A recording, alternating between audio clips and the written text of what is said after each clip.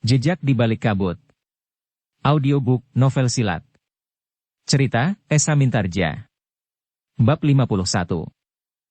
Kehadiran Pangeran Benawa dan Paksi di rumah Ki Tumenggung seakan-akan memberi kesempatan kepada petugas Sandi untuk beristirahat. Kami memang menjadi agak lengah. Apalagi dari dalam rumah itu tidak ada isyarat apa-apa. Kami tidak mengetahui bahwa terjadi pertempuran di dalam rumah itu. Di halaman depan dan halaman belakang. Pangeran Benawa meluruskan. Ya.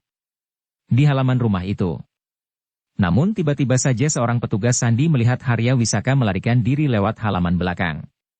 Beberapa orang mengejarnya sampai beberapa ratus patok dari rumah Ki Tumenggung.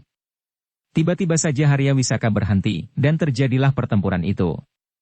5 orang yang mengejar Harya Wisaka itu pun terluka. 3 di antara mereka sangat parah. Dan Ki Tumenggung? Seorang petugas Sandi melihatnya dan berusaha menangkapnya. Tetapi tidak berhasil. Lalu kenapa kalian tidak segera memasuki rumah Ki Tumenggung? Seorang yang gagal mengejar Ki Tumenggung langsung lari ke rumahku. Ia ingin segera mendapatkan bantuan karena ia pun tahu bahwa beberapa orang kawannya tengah mengejar Harya Wisaka. Yang lain? 5 orang menjadi pingsan. Tetapi 2 di antaranya segera sadar. Mereka langsung merawat ketiga orang kawannya yang terluka berat sampai kami datang ke tempat kejadian. Lalu? Kalian tidak menghubungi kami? Ya. Kami memasuki halaman rumah Ki Tumenggung Sarpabiwada. Tetapi Pangeran dan Paksi sudah meninggalkan rumah itu. Jadi Ki Lurah sudah memasuki rumah kami? Ya. Kalian bertemu dan berbicara dengan ibu? Ya. Kalian menakut-nakuti ibu dan adik-adikku? Tidak, Paksi. Kami hanya ingin mendengar apa yang telah terjadi di rumah itu. Wajah Paksi menjadi tegang. Dengan nada tinggi ia pun bertanya.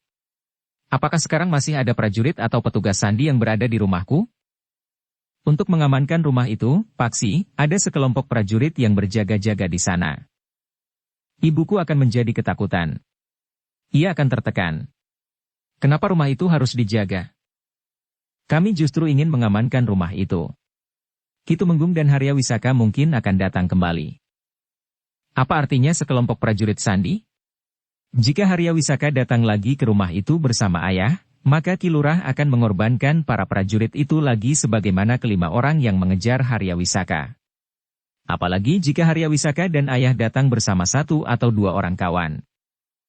Mereka sudah mendapat perintah untuk memberikan isyarat dengan panah sendaren. Berbeda dengan perintah bagi 5 orang yang mengejarnya. Perintah yang diberikan kepada mereka, jangan membuat orang banyak menjadi resah. Paksi termangu-mangu sejenak. Namun tiba-tiba ia pun berkata, Ampun, Pangeran, ampun, Ki Gede. Hamba ingin mohon diri. Hamba harus menemani ibu hamba yang ketakutan karena prajurit-prajurit yang berada di rumah hamba itu. Mereka tidak berbuat apa-apa selain mengawasi keadaan. Hamba akan meyakinkan ibu hamba bahwa mereka tidak berbuat apa-apa, sehingga ibu tidak menjadi ketakutan. Ki Gede termangu-mangu sejenak. Namun Pangeran Benawalah yang kemudian berkata, Baiklah. Aku akan menemanimu. Paksi mengerutkan dahinya. Sementara Pangeran Benawa pun berkata kepada Ki Gede Pemanahan. Maaf, Paman. Aku akan menemani Paksi. Kami berdua akan segera kembali kemari. Biarlah Pangeran di sini saja. Aku dapat pergi sendiri. Tetapi Pangeran Benawa seakan-akan tidak mendengar kata-kata Paksi itu. Bahkan Pangeran Benawalah yang lebih dahulu bangkit. Sejenak kemudian Paksi dan Pangeran Benawa telah melarikan kuda mereka menuju ke rumah Paksi yang dijaga oleh sekelompok prajurit. Mereka masih mempertimbangkan kemungkinan Ki Tumenggung Sarpabiwada kembali ke rumahnya bersama Harya Wisaka.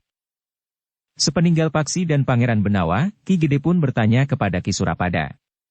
Bukankah para prajurit itu tidak akan mengusik Nyi Tumenggung dan anak-anaknya? Tidak, Ki Gede. Mereka hanya mengawasi keadaan. Mudah-mudahan mereka tidak membuat Nyi Tumenggung dan anak-anaknya ketakutan. Mereka tidak mendapat perintah untuk berbuat apa-apa selain mengamati keadaan. Kecuali jika Ki Tumenggung pulang, apalagi bersama Harya Wisaka. Bukankah mereka tidak akan memeriksa Nyi Tumenggung sebagaimana mereka memeriksa orang-orang yang terlibat dalam kejahatan? Tidak, Ki Gede. Aku sendirilah yang tadi berbicara langsung kepada Nyi Tumenggung. Itu pun dengan sangat berhati-hati. Ki Gede pun mengangguk-angguk. Dalam pada itu, maka Ki Gede pun telah memberikan perintah-perintah baru kepada Ki Lurah Surapada untuk semakin membatasi gerak Haryawisaka dan Tumenggung Sarpabiwada. Ki Surapada pun harus lebih menertibkan orang-orangnya yang bertugas, agar keduanya tidak dapat keluar dari kota. Baik, Ki Gede. Namun sebelum Ki Lurah minta diri, Ki Gede pun berkata, "Aku minta maaf, bahwa aku mempunyai dugaan yang salah terhadap kesiagaanmu, Ki Lurah." Maksud Ki Gede? Aku dan Pangeran Benawa mengira, bahwa para petugas sandi tidak mengetahui bahwa Haryawisaka dan Ki Tumenggung Sarpabiwada meninggalkan rumah Ki Tumenggung itu. Kami memang tidak segera memasuki halaman rumah itu, Ki Gede. Seperti sudah aku katakan, kami dalam keadaan yang sulit. Baru beberapa saat kemudian kami dapat melakukannya, justru ketika Pangeran Benawa dan Paksi sudah meninggalkan rumah itu. Ya. Ternyata kalian telah melakukan tugas kalian dengan baik. Bahkan beberapa orang telah terluka parah. Tetapi kami gagal menangkap kembali Haryawisaka. Bukan salah kalian. Haryawisaka memang seorang yang berilmu tinggi. Karena itu, jadikanlah pengalaman, bahwa ilmu seorang prajurit sandi pilihan tidak dapat menangkap Haryawisaka. Ya, Ki Gede. Nah, sekarang lakukan tugas Ki Lurah dengan baik. Mungkin Ki Lurah akan bertemu dengan 2 orang prajurit yang aku perintahkan untuk menghubungi Ki Surapada. Demikianlah, maka Ki Lurah Surapada itu pun minta diri untuk menjalankan kewajibannya. Sementara itu, Pangeran Benawa dan Paksi telah sampai ke regol rumah Ki Tumenggung. Keduanya segera turun dari kuda mereka dan menuntun kuda-kuda mereka memasuki halaman. 2 orang prajurit yang bertugas di regol segera menghentikan keduanya. Tetapi ketika prajurit itu melihat bahwa seorang di antara mereka adalah Pangeran Benawa, maka kedua orang prajurit itu segera mengangguk dalam-dalam. Pangeran Benawa dan Paksi pun menambatkan kuda mereka pada patok-patok di sebelah pendapa. "Marilah, Pangeran." Paksi mempersilahkan. Namun Pangeran Benawa berkata, "Naiklah. Temui ibumu. Aku menunggu di sini." Demikian Paksi naik ke pendapa, seorang lurah prajurit yang memimpin sekelompok prajurit yang bertugas di rumah itu pun mendekati Pangeran Benawa. Sambil membungkuk hormat, lurah prajurit itu pun berdesis. "Selamat datang, Pangeran. Apakah yang dapat kami kerjakan bagi Pangeran?" "Tidak apa-apa. Aku tidak memerlukan apa-apa. Silahkan naik, Pangeran. Silahkan duduk. Pemilik rumah ini sudah mempersilahkan aku naik. Tetapi aku akan menunggu di sini." "Pemilik rumah ini? Maksud Pangeran?" "Anak muda yang datang bersamaku adalah pemilik rumah ini." "Anak itu Tumenggung Sarpabiwada?" "Ya." "Apa yang akan dilaksanakan? Apakah anak muda itu harus ditangkap?" "Ditangkap? Kenapa?" "Bukankah kami harus menangkap Ki Tumenggung jika ia pulang? Demikian pula Haryawisaka jika ia datang lagi ke rumah ini?" "Apakah anak muda itu Ki Tumenggung Sarpabiwada?" "Bukan, Pangeran." "Haryawisaka?" "Bukan, Pangeran." "Jadi, apakah ia harus ditangkap?" Lurah prajurit itu menarik nafas dalam-dalam. Sambil menggelengkan kepalanya lurah prajurit itu menjawab, "Tidak, Pangeran. Jika demikian, biarkan saja anak muda itu. Rumah ini adalah rumahnya. Ia berhak berbuat apa saja di rumah ini." Lurah prajurit itu menarik nafas dalam-dalam sambil mengangguk hormat pula. "Baik, Pangeran. Kembalilah kepada anak buahmu. Aku akan menunggu Paksi di sini." "Hamba, Pangeran." "Di mana mereka?" "Mereka tersebar di seluruh halaman rumah itu. Halaman depan dan halaman belakang. Yang sedang beristirahat berada di Gandok." "Kau sudah minta izin kepada Nyi Tumenggung?" "Minta izin apa, Pangeran?" "Minta izin untuk mempergunakan Gandok itu." "Apakah aku harus minta izin?" "Tentu. Rumah ini bukan rumahmu. Tetapi aku bertugas di sini." "Tugasmu apa?" "Mengamati rumah ini. Menangkap Ki Tumenggung jika ia pulang. Juga Haryawisaka jika ia kembali kemari." Apakah kau juga mendapat tugas untuk menguasai rumah ini atau bagian-bagiannya? Tidak, Pangeran. Nah, dengan demikian, maka kau harus tetap menghargai pemilik rumah ini. Tetapi Ki Tumenggung tidak ada di rumah. Jika tidak ada Ki Tumenggung, yang berhak atas rumah ini adalah Nyi Tumenggung. Lurah prajurit itu mengangguk kecil sambil menjawab. Iya, Pangeran. Kau tidak boleh bertindak semena-mena terhadap keluarga Ki Tumenggung. Yang harus kau tangkap adalah Ki Tumenggung. Bukan keluarganya, karena yang bersalah hanya Ki Tumenggung. Tetapi Nyi Tumenggung tentu juga membantu, setidak-tidaknya melindungi orang-orang bersalah. Kesimpulan itu kau ambil dari mana? Seberapa jauh kuasa Nyi Tumenggung di rumah ini? Jika Ki Tumenggung membentaknya, apakah Nyi Tumenggung berani melawan? Sekali lagi lurah prajurit itu mengangguk sambil berdesis. Iya, Pangeran. Biarlah aku nanti menemui Nyi Tumenggung atas nama para prajurit. Aku harus mohon maaf atas tingkah laku kalian. Lurah prajurit itu tidak menjawab. Tetapi kepalanya tertunduk dalam. Dalam pada itu, Paksi pun telah berada di ruang dalam menemui ibunya.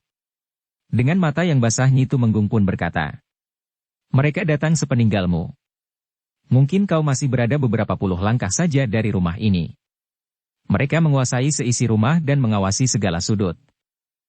Tetapi bukankah mereka tidak mengganggu ibu dan adik-adik serta seisi rumah ini? Mereka memang tidak sengaja mengganggu, Paksi.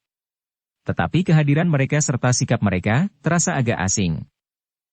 Mungkin karena ayahmu dianggap seorang pemberontak, sehingga mereka dapat berbuat apa saja di rumah ini. Seharusnya mereka tidak berbuat seperti itu. Aku akan berbicara dengan pemimpin mereka yang bertugas di sini. Sudahlah. Biar mereka memperlakukan kami sekehendak hati mereka. Itu tidak mungkin. Mereka akan dapat marah kepadamu. Kau bukan apa-apa, Paksi. Mungkin kau justru akan dianggap bersalah dan bahkan ditangkap. Mereka tidak akan menangkap aku, Ibu. Aku datang bersama Pangeran Benawa. Oh, di mana Pangeran Benawa sekarang? Ada di depan, Ibu. Di halaman. Nyi Tumenggung menarik nafas dalam-dalam. Sementara Paksi pun bertanya. Di mana adik-adik, Ibu? Mereka berada di dalam biliknya. Paksi mengangguk kecil. Dengan nada berat ibunya berkata selanjutnya. Biarlah mereka tidak terpengaruh oleh sikap para prajurit itu. Paksi masih mengangguk-angguk. Namun sejenak kemudian adik perempuannya keluar dari biliknya. Dengan sikap yang ragu ia berdiri di depan pintu biliknya itu. Ada apa, Ger? Bertanya ibunya sambil mendekati anak perempuannya. Aku ingin ke Pakiwan, Ibu. Oh, ibunya menarik nafas dalam-dalam. Pergilah. Tetapi, ibunya tersenyum. Ia tahu bahwa anak perempuannya itu merasa takut karena kehadiran para prajurit. Pergilah. Mereka tidak akan memperhatikanmu. Adik perempuan Paksi adalah seorang gadis yang meningkat remaja. Tetapi badannya yang tumbuh subur, membuatnya nampak lebih tua dari umurnya, sehingga adik perempuan Paksi itu seakan-akan telah benar-benar remaja penuh, bahkan mendekati dewasa. Adik perempuan Paksi itu memang merasa ragu. Namun ibunya berkata, pergilah ke Pakiwan. Ibu akan berdiri di pintu serambi samping. Gadis itu pun kemudian melangkah ke pintu diantar oleh ibu Paksi. Ketika anak itu keluar pintu, tidak dilihatnya seorang pun di halaman dan di sekitar Pakiwan. Karena itu, maka adik perempuan Paksi berlari ke Pakiwan yang hanya berjarak beberapa langkah itu. Demikian anak perempuannya itu masuk ke Pakiwan, maka Nyi Tumenggung pun telah kembali ke ruang dalam untuk berbicara bersama Paksi. Namun beberapa saat kemudian, keduanya terkejut mendengar adik perempuan Paksi itu menjerit. Dengan serta-merta keduanya dan bahkan adik laki-laki Paksi telah keluar pula dari dalam biliknya sambil mengusap matanya. Agaknya ia telah tertidur. Ketika ibunya berdiri di pintu dilihatnya anak perempuannya itu berdiri bertolak pinggang sambil berkata lantang. Kau mau apa? Kau kira kau siapa, hi? Dua orang prajurit berdiri sambil tersenyum. Dipandanginya Nyi Tumenggung sambil berdesis. Anakmu cantik, Nyi. Sebelum Nyi Tumenggung menjawab, adik laki-laki Paksi telah melangkah keluar pintu serambi. Namun Paksi menangkap lengannya dan berkata, biarlah aku yang mengurusnya. Paksi melangkah mendekati dua orang prajurit itu. Dengan nada berat ia pun berkata, "Apa yang kalian lakukan? Aku kakak anak ini." "Oh," prajurit itu mengangguk-angguk. Katanya, "Aku hanya mengatakan kepadanya bahwa ia cantik. Kau tidak pantas bersikap demikian terhadap seorang gadis. Apalagi masih kanak-kanak. Apakah kau tidak melihat bahwa adikmu cantik? Bukankah ia anak itu menggung yang memberontak itu? Dan kau tentu juga anaknya." Kemarahan Paksi tidak tertahan lagi. Dengan tangan kirinya ia menampar mulut prajurit itu, sehingga prajurit itu terpekik kecil.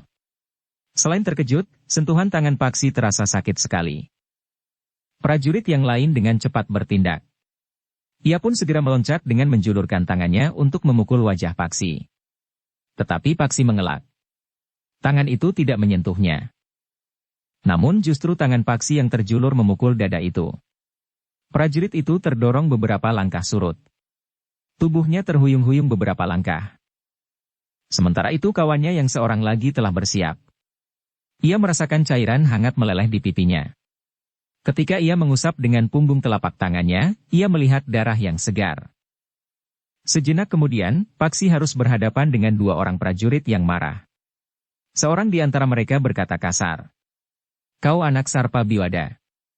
Kau juga akan memberontak seperti ayahmu? Atau kau akan menyerah? Jika kau mencoba melawan, maka kami bunuh pun tidak akan ada yang mempersoalkanmu, karena kau sudah memberontak seperti ayahmu." Paksi tidak menyahut.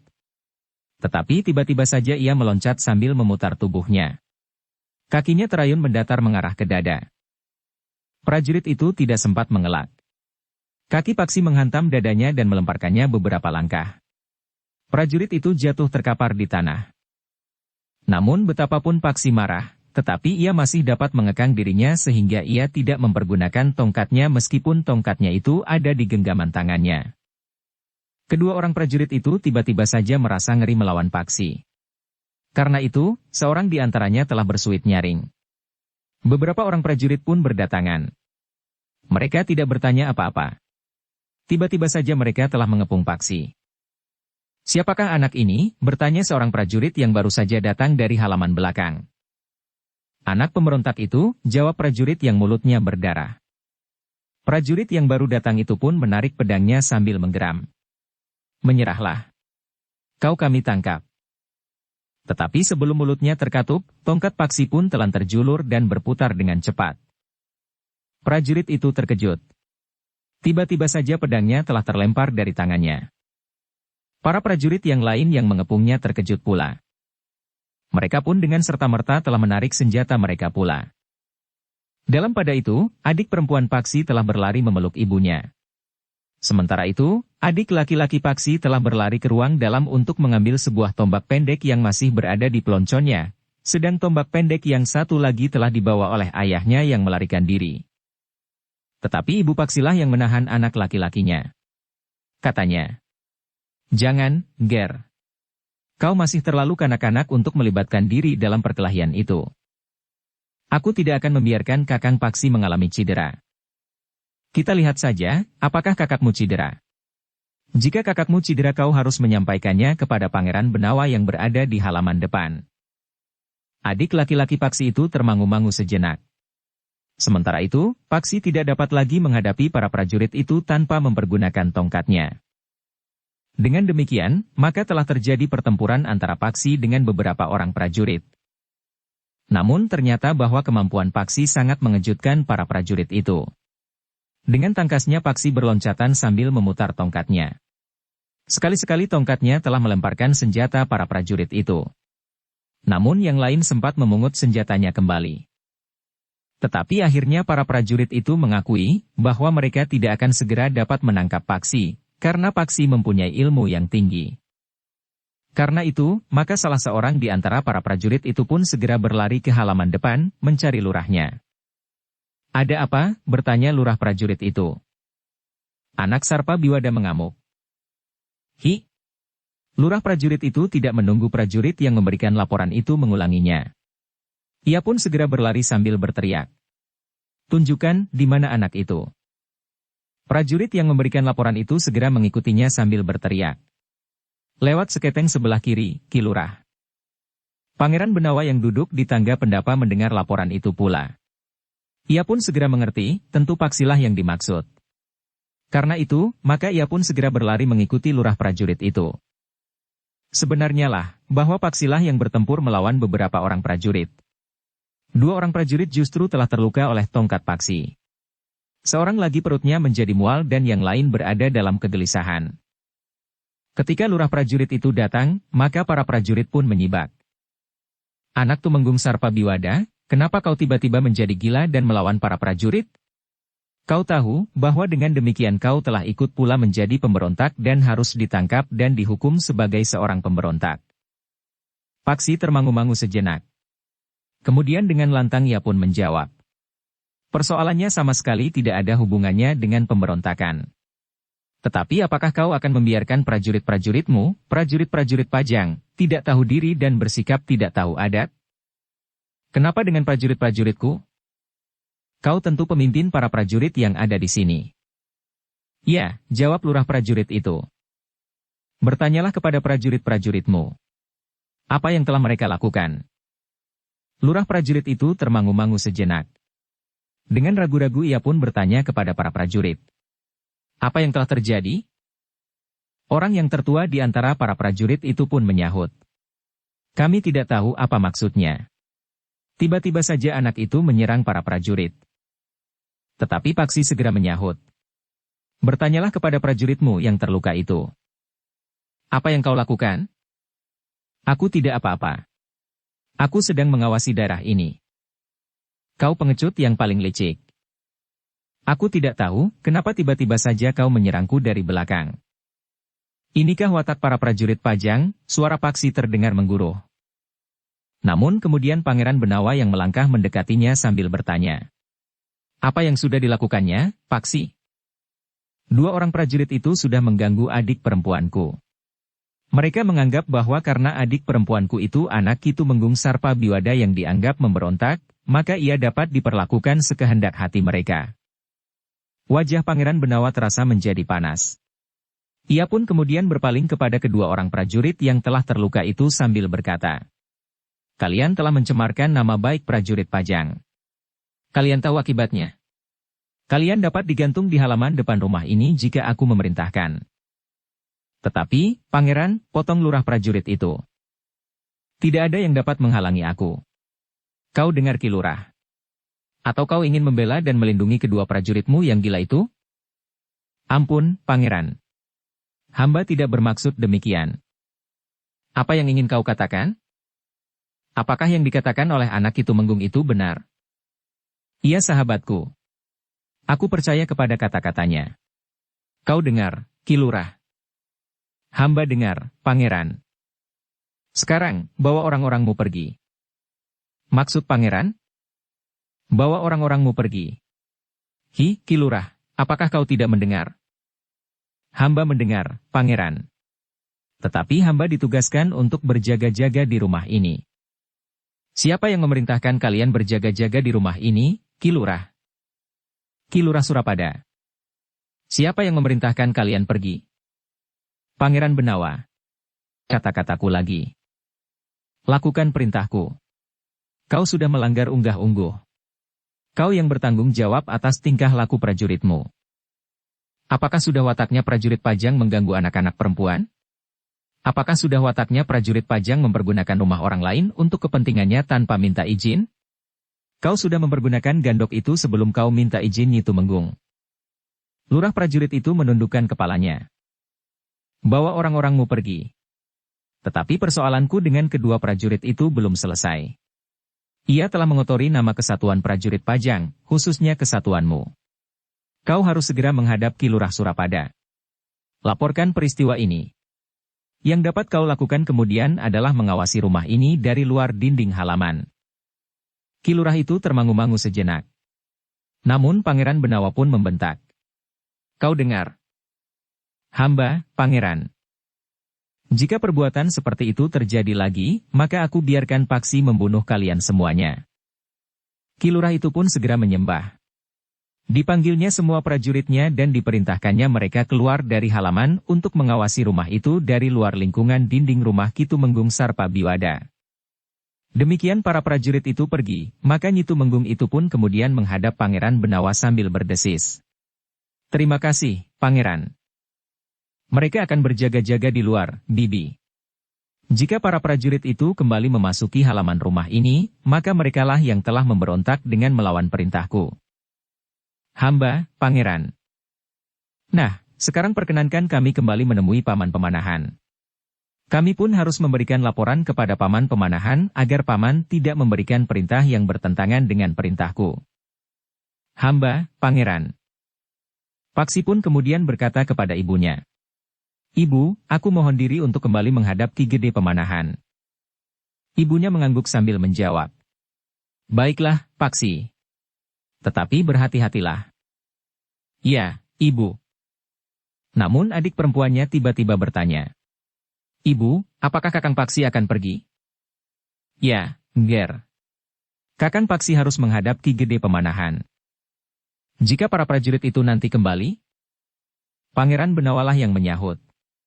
Mereka tidak akan kembali kemari. Mereka akan berada di luar dinding halaman rumah ini. Adik perempuan Paksi itu mengangguk-angguk. Tetapi masih nampak kecemasan membayang di kedua matanya. Paksi pun kemudian mendekati adik laki-lakinya dan berkata, kembalikan tombak itu di tempatnya. Mudah-mudahan kau tidak akan merasa perlu menggunakannya. Adik laki-laki Paksi itu mengangguk. Namun ia pun berpesan, nanti, aku minta Kakang singgah kemari. Ya. Paksi mengangguk-angguk. Aku akan singgah kemari nanti. Demikianlah, Paksi dan Pangeran Benawa pun telah meninggalkan rumah Ki Tumenggung Sarpabiwada. Mereka kembali menghadap Ki Gede Pemanahan. Pangeran Benawa pun telah menceritakan bahwa ia telah memerintahkan para prajurit untuk berjaga-jaga di luar dinding halaman rumah Ki Tumenggung Sarpabiwada. Aku minta maaf, bahwa aku telah mendahului Paman, berkata Pangeran Benawa. Tidak apa-apa, Pangeran. Aku justru menganggap bahwa Pangeran telah mengambil sikap yang benar.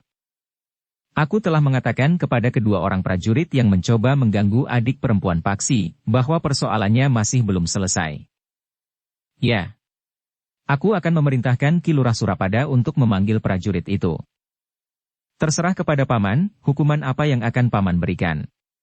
Tetapi aku mohon bahwa keduanya setidak-tidaknya mendapat peringatan keras dan hukuman jabatan. Baik, Pangeran. Atau barangkali Pangeran sendiri ingin berbicara dengan kedua orang prajurit itu? Di mana mereka sekarang? Ki Lurah Surapada akan dapat memanggil mereka. Tidak usah, Paman. Aku tidak usah menunggu terlalu lama. Aku ingin menghadap Ayahanda jika Paman tidak berkeberatan. Tentu tidak, Pangeran. Jika yang Pangeran kehendaki, aku ikut menghadap, maka aku akan mengantar Pangeran. Pangeran Benawa tersenyum. Katanya, bukan untuk mengantarkan aku menghadap, Paman. Tetapi kita menghadap bersama-sama. Ki Gede Pemanahan tersenyum. Katanya, baiklah. Kita menghadap bersama-sama. Sejenak kemudian, maka Ki Gede Pemanahan, Pangeran Benawa dan Paksi pun telah pergi ke istana bersama 4 orang pengawal Ki Gede Pemanahan. Dalam keadaan yang gawat seperti pada saat itu, Pangeran Benawa akan dapat diserang setiap saat dari tempat-tempat tersembunyi oleh Harya Wisaka atau para pengikutnya yang setia. Apalagi setelah Harya Wisaka berhasil membebaskan diri dari bilik tahanannya. Para pengikutnya yang setia itu akan merasakan sebagai pohon-pohon yang mulai layu yang disiram dengan sekeliling air yang segar. Kedatangan mereka memang agak mengejutkan Kanjeng Sultan. Agaknya Kanjeng Sultan belum mendapat laporan bahwa Harya Wisaka bersembunyi di rumah Ki Tumenggung Sarpabiwada, tetapi luput dari penangkapan. Harya Wisaka dan Tumenggung Sarpabiwada berhasil melarikan diri. Kanjeng Sultan mengangguk-angguk. Ketika ia memandang Pangeran Benawa, sebelum Kanjeng Sultan mengatakan sesuatu. Pangeran Benawa telah mendahuluinya. Hamba yang bersalah, Ayahanda. Seharusnya hamba dapat menangkap Harya Wisaka dan Tumenggung Sarpabiwada. Tetapi hamba gagal. Sudah. Jangan menyalahkan diri sendiri. Yang penting, kita berusaha menangkap kembali Harya Wisaka dan Tumenggung Sarpabiwada. Ya, Ayahanda. Paksi, berkata Kanjeng Sultan. Hal ini terpaksa dilakukan karena ayahmu terbukti telah menyembunyikan seorang pemberontak di rumahnya. Segala sesuatunya terserah kebijaksanaan Kanjeng Sultan. Tetapi Pajang tidak akan menjatuhkan hukuman semena-mena. Ayahmu akan diperiksa dengan teliti. Jika ternyata kesalahannya kecil, maka hukumannya pun akan menjadi sangat ringan. Bahkan mungkin dapat diampuni. Paksi hanya dapat menyembah. Tetapi suaranya rasa-rasanya terhenti di kerongkongan. Sekarang, apakah yang Kakang Pemanahan lakukan? Hamba telah memerintahkan pengawasan para petugas sandi di samping meningkatkan perondaan oleh para prajurit yang bertugas di seluruh kota. Meningkatkan pengawasan sehingga memperkecil kemungkinan bagi Haryawisaka untuk keluar kota. Baiklah. Aku harap Kakang cepat menemukan orang itu kembali. Tentu dengan para pengikutnya yang masih berada di dalam kota. Hamba akan mencoba, Kanjeng Sultan. Kita memang harus mengerahkan segenap tenaga dan akal untuk dapat menangkapnya kembali. Ia orang yang sangat berbahaya bagi Pajang. Hamba, Kanjeng Sultan. Benawa, berkata Kanjeng Sultan kemudian. Hamba, Ayahanda. Kau harus menjadi lebih berhati-hati. Kau adalah salah satu sasarannya. Aku minta aku mempertimbangkannya lagi. Apakah cincin itu akan terus kau pakai atau disimpan saja di tempat yang tidak akan dapat diusik oleh orang lain? Hamba akan memakainya, Ayahanda. Seperti gula, cincin ini akan menarik semut. Paman Haryawisaka adalah salah satu dari semut itu. Mungkin ia akan datang lagi kepadaku. Jika demikian, maka kau harus selalu bersiap menghadapi segala kemungkinan. Juga di padepokanmu. Meskipun mungkin Haryawisaka tidak lagi mampu mengumpulkan pengikutnya sebanyak sebelumnya, tetapi Haryawisaka tetap berbahaya bagi padepokanmu di hutan Jabung. Hamba, Ayahanda. Nah, Kakang Pemanahan. Bukankah kita menjadi sibuk karena tingkah Haryawisaka itu? Hamba, Baginda. Untuk beberapa saat Kanjeng Sultan masih memberikan petunjuk-petunjuk kepada Ki Gede Pemanahan dan kepada Pangeran Benawa serta Paksi. Kau akan kembali kemana, Benawa? Kami akan kembali ke Padepokan, Ayahanda. Tetapi kami ingin singgah dan minta diri kepada Bibi Tumenggung Sarpabiwada. Kau harus sangat berhati-hati di perjalanan jika kau hanya berdua. Hamba, Ayah. Namun Ki Gede Pemanahan pun berkata, biarlah 4 pengawalku yang terpilih menemani Pangeran dan Paksi sampai ke Padepokan di hutan Jabung. Bukan karena aku meragukan kemampuan Pangeran Benawa. Tetapi jika musuh terlalu banyak, maka akan dapat terjadi kesulitan bagi Pangeran dan Paksi. Pangeran Benawa mengangguk. Katanya, baik, Paman. Kami tentu tidak berkeberatan. Demikianlah, maka Pangeran Benawa dan Paksi pun segera mohon diri. Demikian pula Ki Gede Pemanahan yang kemudian akan menyerahkan beberapa orang pengawal pilihan yang akan menemani Pangeran Benawa dan Paksi kembali ke hutan Jabung. Pangeran Benawa dan Paksi tidak lama singgah di rumah Ki Gede Pemanahan. Setelah Ki Gede menunjuk 4 orang pengawal yang meyakinkan, maka Pangeran Benawa dan Paksi pun segera minta diri. Mereka masih akan singgah untuk minta diri kepada Nyi Tumenggung Sarpabiwada. Ketika Paksi dan Pangeran Benawa minta diri, Nyi Tumenggung yang bukan seorang yang cengeng itu mengusap matanya. Hidupnya menjadi sangat rumit. Keluarganya terpecah-pecah dan bahkan saling bermusuhan. Nyi Tumenggung memang menjadi sangat kecewa dan menyesal bahwa suaminya telah terlibat di dalam gerakan yang dilakukan oleh Haryawisaka. Tetapi semuanya itu sudah terjadi. Berhati-hatilah, Paksi, pesan ibunya. Iya, Ibu. Pangeran, berkata Nyi Tumenggung kepada Pangeran Benawa. Hamba titipkan Paksi kepada Pangeran dan seisi padepokan. Kami akan saling menjaga, Bibi. Terima kasih, Pangeran. Tetapi Bibi juga harus berhati-hati. Mungkin keadaan akan dapat menjadi semakin rumit. Tetapi jangan takut bahwa para prajurit tidak akan mengganggu keluarga Bibi lagi. Hamba, Pangeran. Di mana saja, di lingkungan apa saja, tentu ada orang-orang yang menyalahi paugeran. Juga di lingkungan keprajuritan. Aku mohon maaf, Bibi. Tetapi semuanya itu sudah diketahui oleh Paman Pemanahan. Paman Pemanahan akan mengambil langkah-langkah yang perlu. Terima kasih, Pangeran. Demikianlah, setelah Paksi minta diri kepada ibunya, kepada adik-adiknya, maka Paksi pun meninggalkan rumahnya, ia masih mendengar adik perempuannya menangis. Ibunya dan adik laki-lakinya berusaha membesarkan hatinya.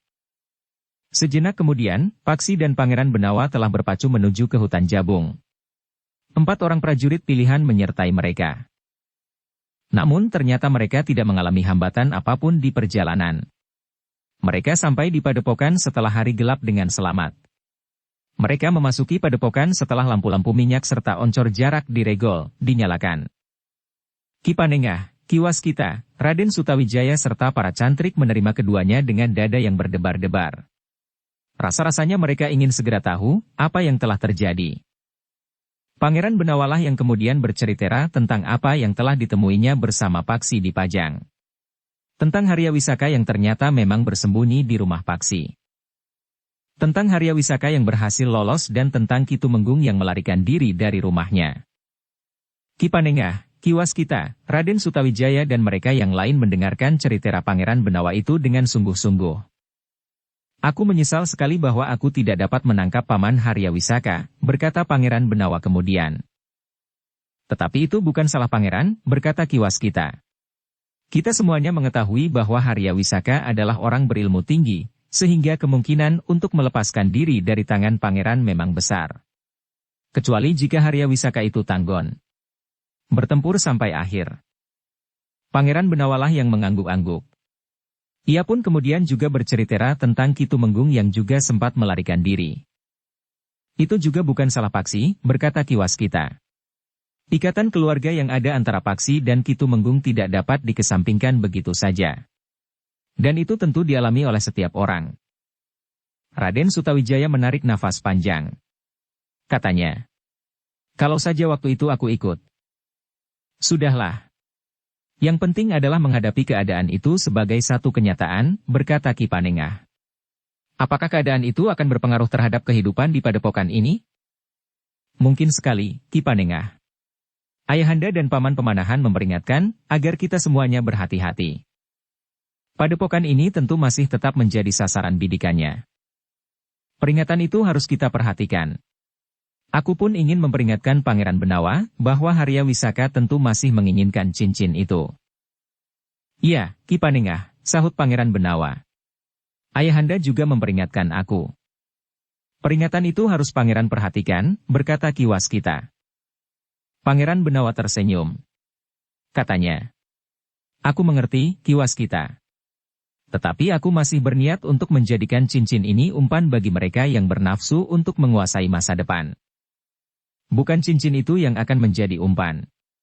Tetapi Pangeran Benawa sendirilah umpan itu. Pangeran Benawa menarik nafas dalam-dalam.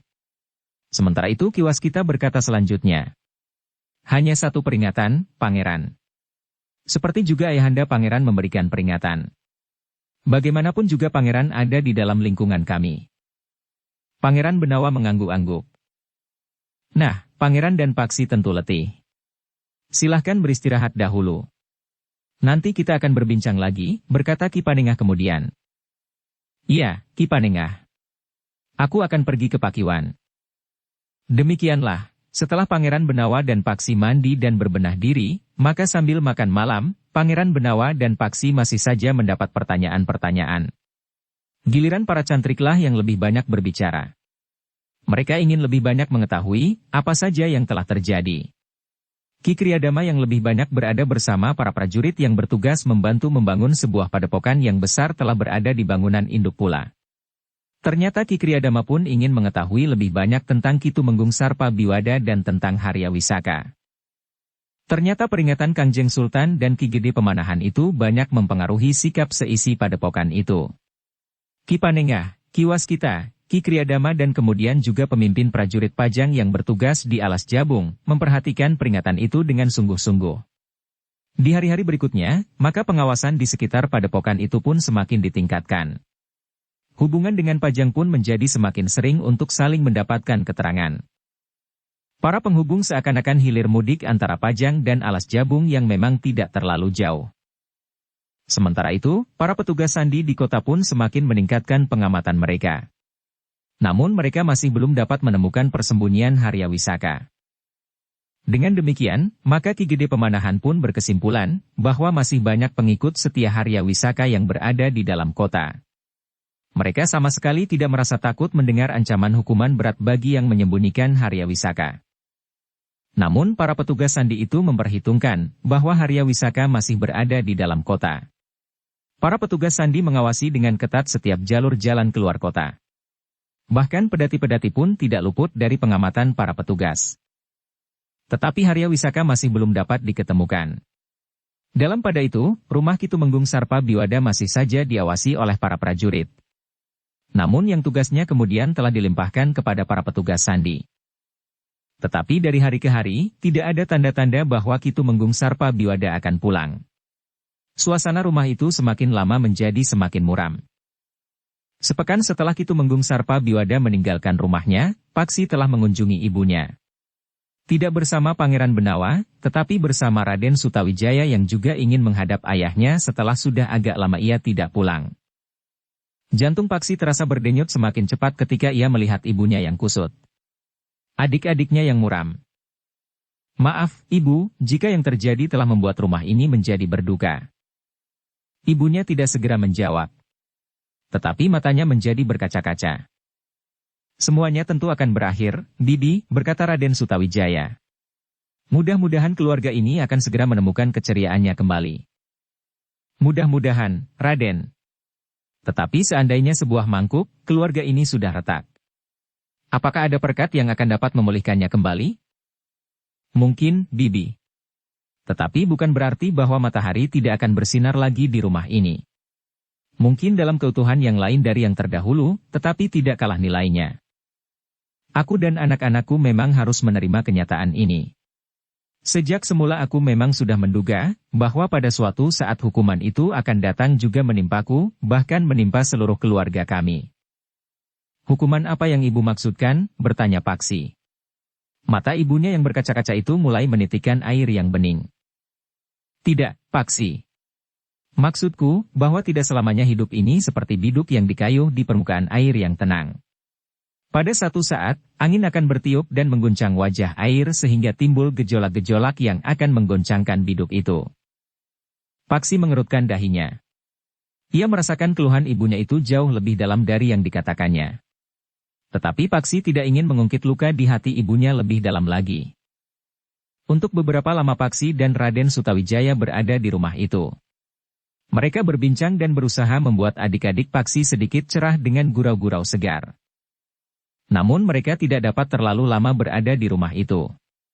Paksi dan Raden Sutawijaya pun kemudian telah minta diri. Aku pun akan menengok rumahku, Bibi. Sudah lama aku tidak pulang menemui ayah dan sudah lama pula tidak menghadap ayahanda Sultan. Ki Tumenggung mengangguk-angguk. Katanya. Terima kasih atas kunjungan Raden. Ibu Paksi itu pun kemudian mengusap dahi Paksi dengan jari-jari tangannya sambil berdesis. Paksi, biarlah aku memikul beban ini. Aku selalu berdoa agar kau dan adik-adikmu kelak menemukan satu kehidupan yang lebih baik dari orang tuamu. Terima kasih, Ibu, desis Paksi. Jika ada waktu, perlukan mengunjungi kami. Ya, Ibu. Kakang, desis adiknya laki-laki. Sebenarnya aku ingin ikut Kakang dan tinggal di Padepokan. Tetapi aku tidak dapat meninggalkan ibu dan adik perempuan kita. Paksi menepuk bahu adiknya sambil berdesis. Untuk sementara sebaiknya kau memang tinggal di rumah mengawasi ibu dan adikmu. Aku tahu betapa inginnya kau berguru untuk menuntut ilmu. Tetapi agaknya keadaan masih belum mengizinkanmu. Iya, Kakang, aku mengerti. Selamat tinggal. Aku akan berusaha untuk segera dapat menengok kalian lagi. Sejenak kemudian, maka Paksi dan Raden Sutawijaya pun telah meninggalkan rumah itu. Mereka masih akan menghadap Ki Gede Pemanahan dan Sutawijaya ingin menunjukkan dirinya di hadapan Kangjeng Sultan, karena ia sudah lama tidak menghadap ayahanda angkatnya itu.